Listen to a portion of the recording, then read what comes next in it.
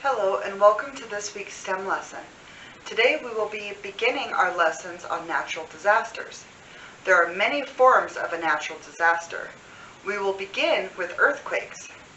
First, let me explain the difference between a natural hazard and a natural disaster. If a volcano erupts in Antarctica where no human is affected, is it a natural disaster? What about an earthquake that no one feels? Well, these are actually considered natural hazards, not natural disasters. The difference between a natural disaster and a natural hazard is that a natural hazard has the potential to cause damage to people, but it doesn't necessarily, while a natural disaster is a natural hazard that affects human population. For example, volcanoes are natural hazards because they have the potential to erupt and affect humans. Mount Pinatubo, a volcano, erupted in the Philippines in 1991, destroying communities, making the Mount Pinatubo eruption a natural disaster. Earthquakes are potentially devastating natural hazards. Earthquakes are formed as the tectonic plates that make up the crust of the earth rub against each other. While approximately 8,000 earthquakes occur every day worldwide, nearly all of them are too small to even feel. Occasionally, one is large and close enough to the populated area to create a lot of damage. Engineers design devices such as seismometers and lasers that can help predict earthquakes through the data that they collect. Engineers design sturdy structures such as buildings, schools, bridges, and roads that can withstand earthquakes, and they also design detection devices to predict earthquakes. About 30 years ago, geologists developed the theory of plate tectonics, which is the theory that the crust of the earth is divided into large plates called tectonic plates. Now, if you look at these tectonic plates, they seem to lock together like pieces of a puzzle. Geologists believe that the tectonic plates are floating on the molten rock of the mantle and moving around very, very slowly. Each continent has its own tectonic plate, and the continual slow movement of the plates causes movement of the continents, and we call this the continental drift.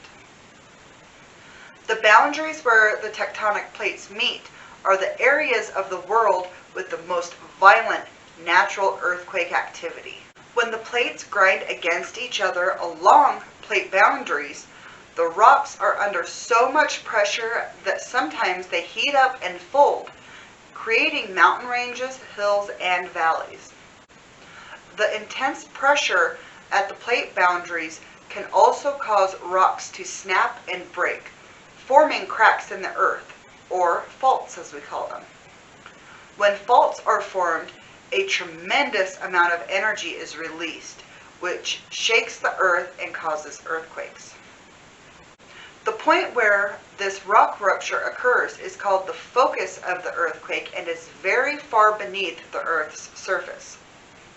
The location on the actual surface of the Earth, directly above the focus, is called the epicenter of the earthquake. Most damage occurs at the epicenter.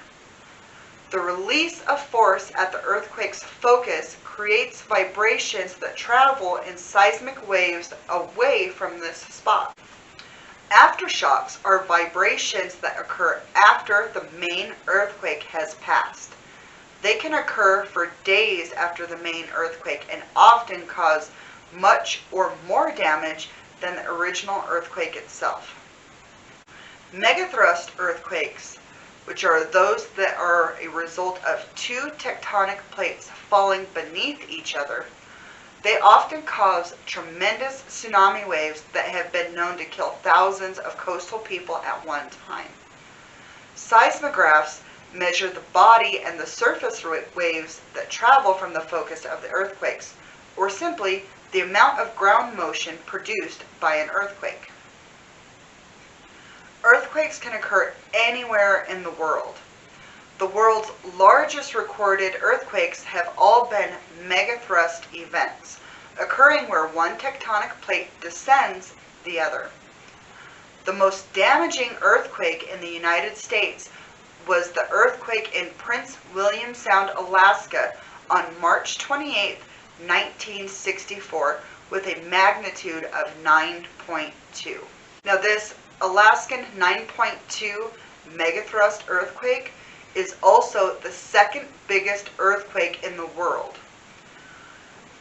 In the United States, California and Alaska have the most frequency of earthquakes, and on the opposite side, North Dakota and Florida have the fewest earthquakes.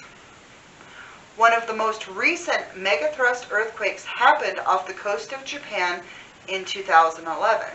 This was a massive 9.0 earthquake that became the fourth largest in the world's history. This one earthquake was so big, it moved the entire island of Japan by 7 feet closer to the United States. It even tilted the Earth's figure axis by 6.5 inches. Wow, that's a big earthquake. Now thank you for joining us this week. If you would like, please come down to the library and pick up our earthquake wave activity sheet. Now with a few home items such as string, a box, and paper clips, you'll be able to put together an experiment to recreate seismic waves. If you're interested, please stop by and pick one up. Thank you and have a great day.